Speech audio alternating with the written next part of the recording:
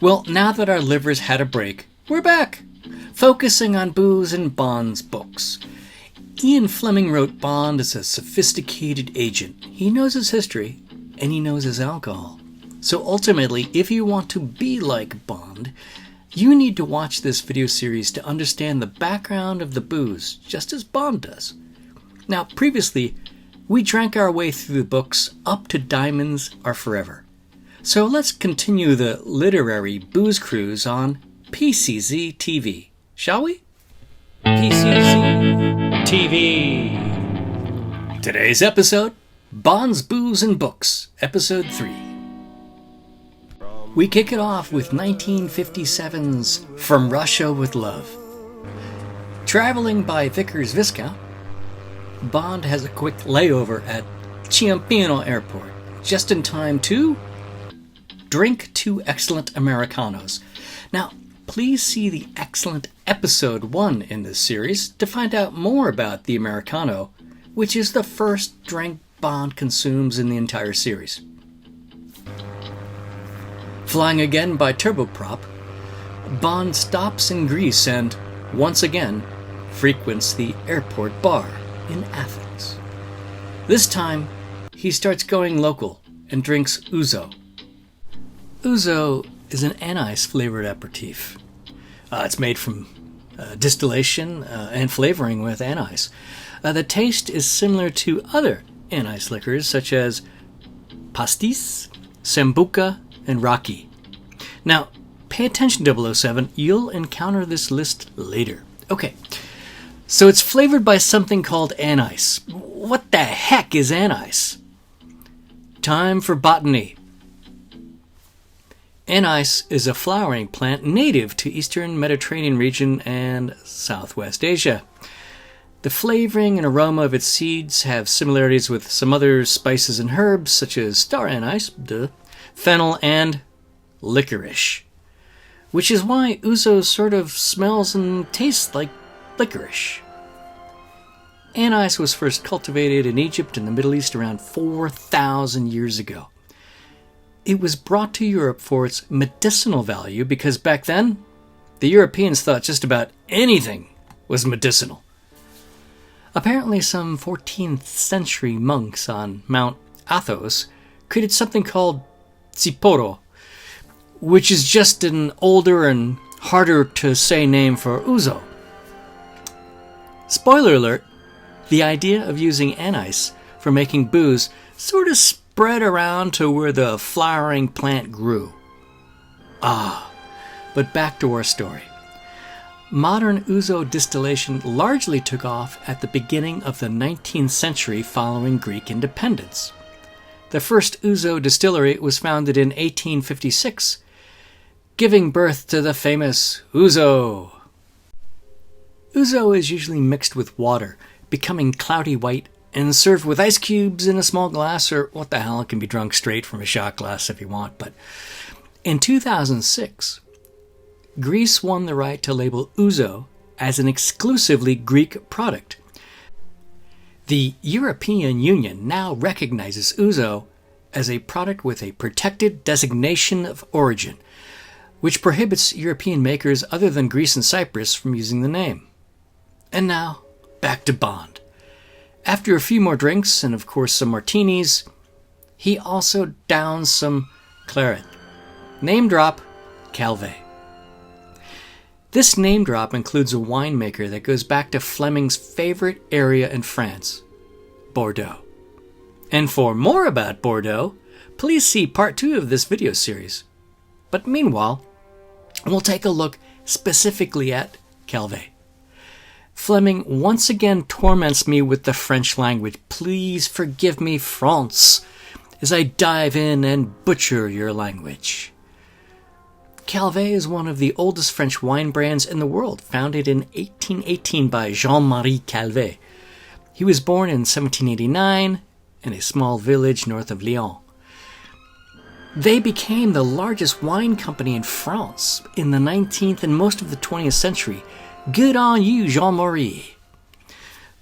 Bond must like it, as he ordered some and consumed it all in a layover. This guy must sleep pretty soundly on these flights. Anywho, he heads over on his final leg to Turkey. And once in Turkey, he starts to drink. Again, oh, that's unusual. This time, however, it's Rocky.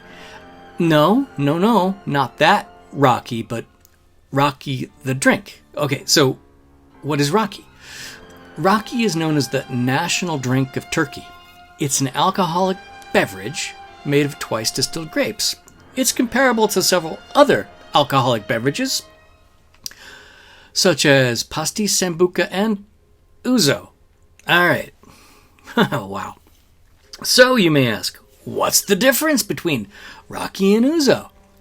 Or Rocky and Bullwinkle? I don't know. Well, that's a pretty damn good question, as Commander Bond essentially thought the same thing. Since they both turn milky white in water, they're both flavored from the same spice and essentially taste the same. The most important difference is ouzo is a drink that hails from Greece, while Rocky has its origins in Turkey.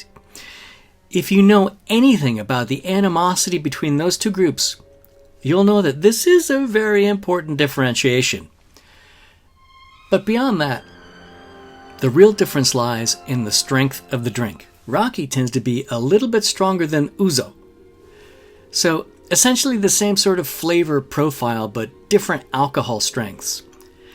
Given how Bond likes his martinis as a double, he probably appreciates the higher proof of the Rocky.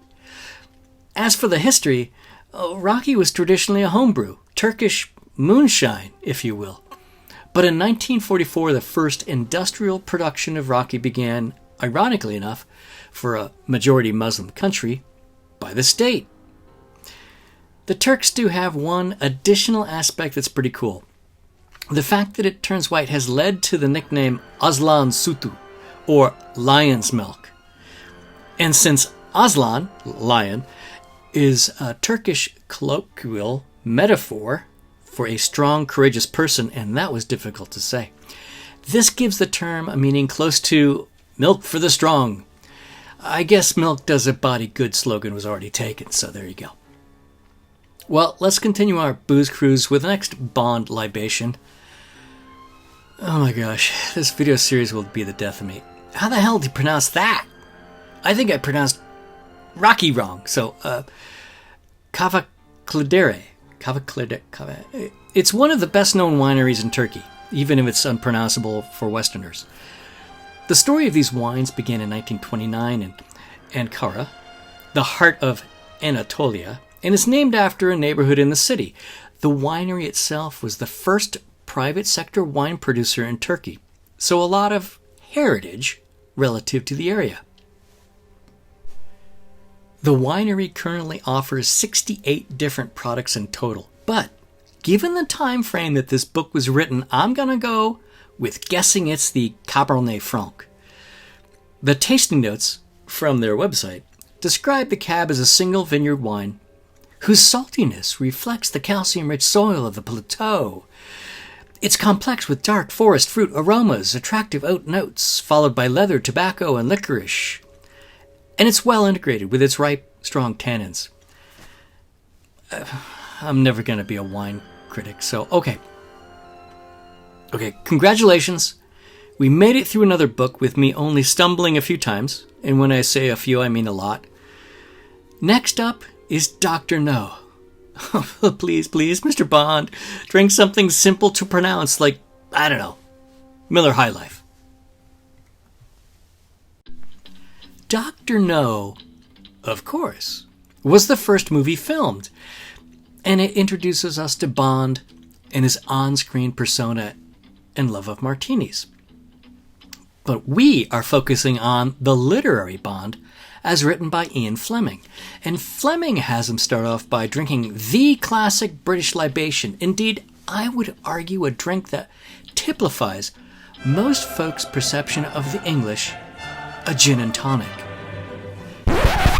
Now, Fleming doesn't specify the gin in this book, but he sure did in Live and Let Die. So see video 1 in the series for more about gin. Bond likes his G&Ts as double. Surprise.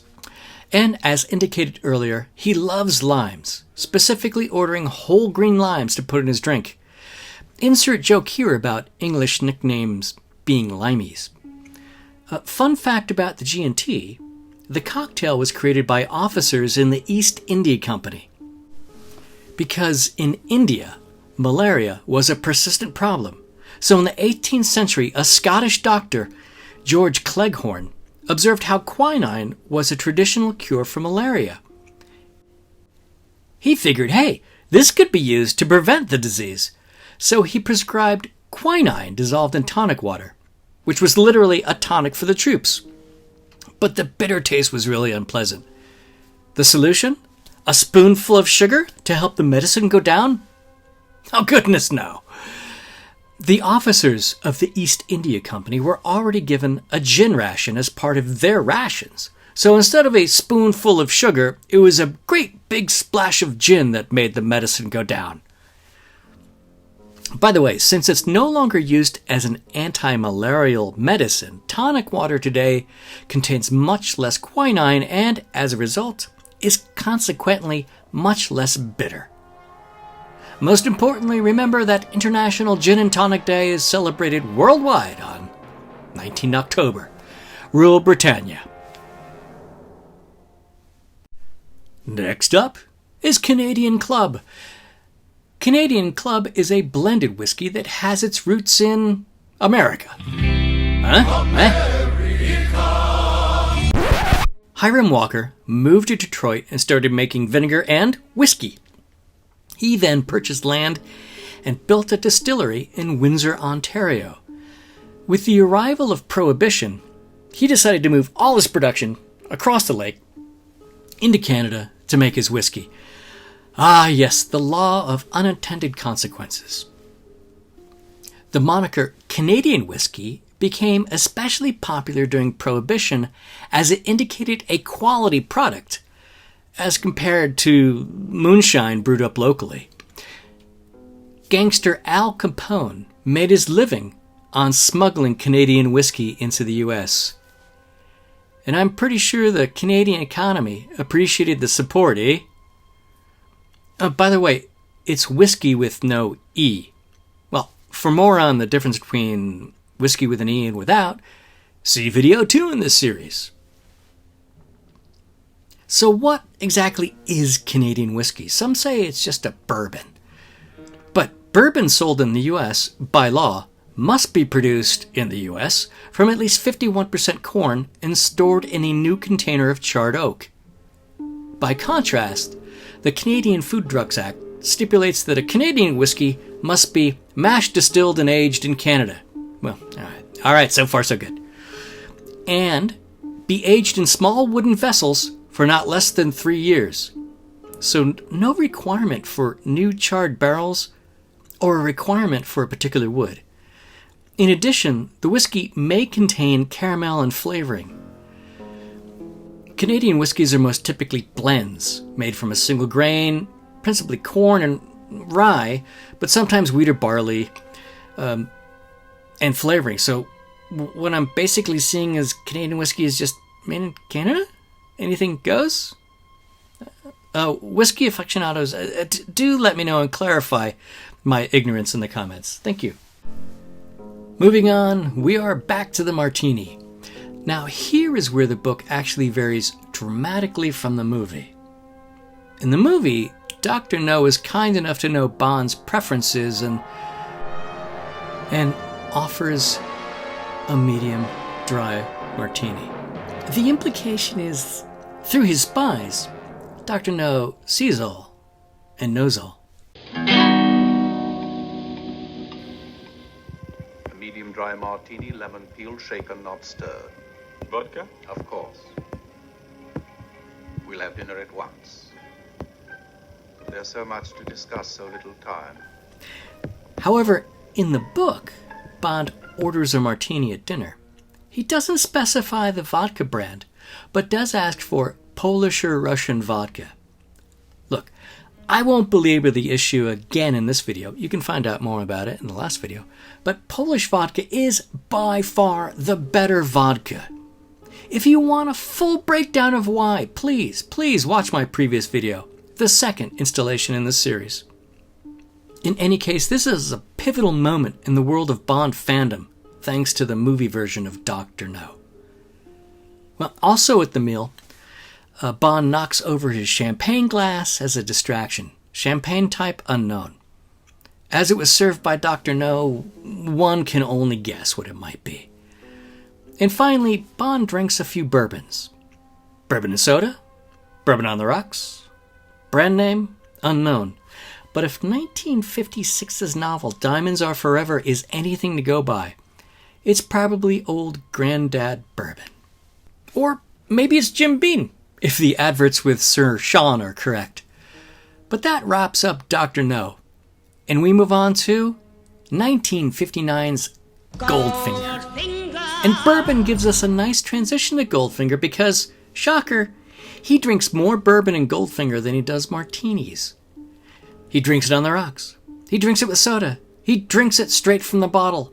But no brand is mentioned at all. Now, there is a fun exchange with Goldfinger in the book when Goldfinger lectures Bonds over all the poisons in alcohol and points out that bourbon is particularly naughty.